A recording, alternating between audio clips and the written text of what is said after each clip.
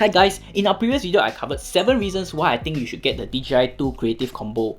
In this video I'll be covering 5 reasons and 5 areas which is not very good in. Let's start on our very first reason. Number 1, if you are filming indoors. Now if you are filming indoors, the low light capability of this Osmos Pocket 2 isn't the best. And the very reason why you're going to get the Osmos Pocket is probably because of the stabilization. If you're not using the stabilization, there's no point in getting this Osmos Pocket for indoor filming personally. What you're seeing here is my A6400 with the Sigma 16 and M1.4.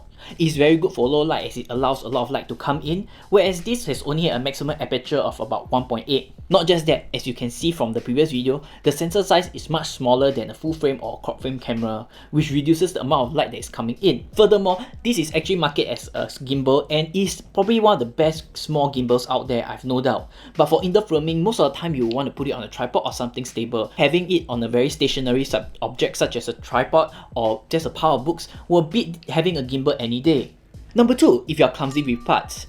Now the DJI Osmos Pocket 2 Creative Combo comes with different accessories, such as this wireless mic, which easily come off the wind muff, the wide angle lens, and look, it has probably dropped. Look, here it is, the USB-C adapter, along with its small little tripod. Now all these parts in itself is already having 5 pieces each. 1, 2, 3, 4, 5 and 6. There are times which I lose some of this in my bags and I really panic, and it becomes such an inconvenience for me, especially if you are losing this wide angle lens.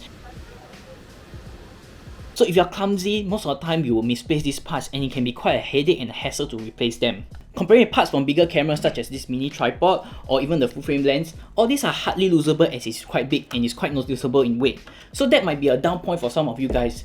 For me, sometimes when I carry a little bag with a lot of items, I might lose some of these, and I've done it before in my previous shoot which I went to Jewel to be able to just do a simple time lapse. So if you want something which you have lesser moving parts or small little objects, I'll definitely recommend either going for the Sony ZV-1 or a GoPro, which probably is just a one-piece camera setup which makes things so much easier. Number 3, pixel peepers or people who want to print their photos. Now there's no doubt that the 64 megapixel photo coming from this is really amazing and trailblazing for such a small little camera, but it's in no way competition of my full frame camera.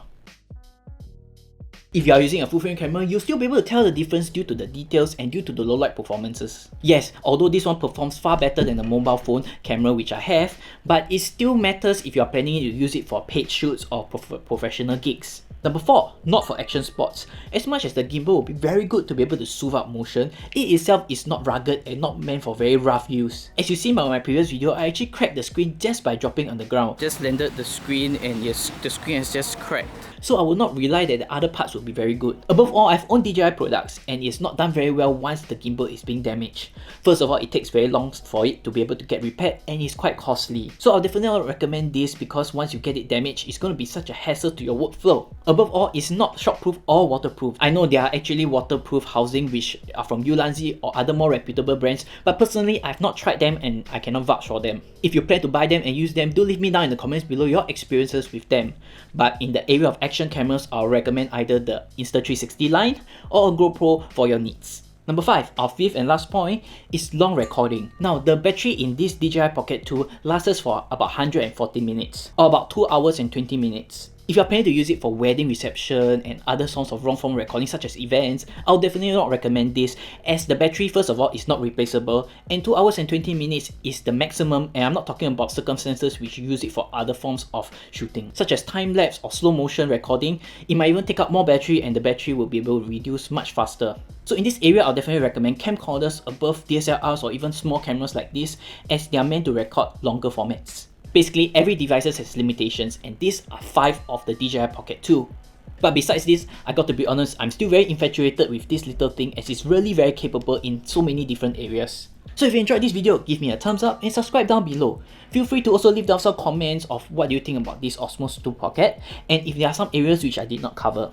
Do check out my playlist over here if you have missed some of the topics which I covered about this DJI Pocket 2. If not, I'll see you guys in the next video.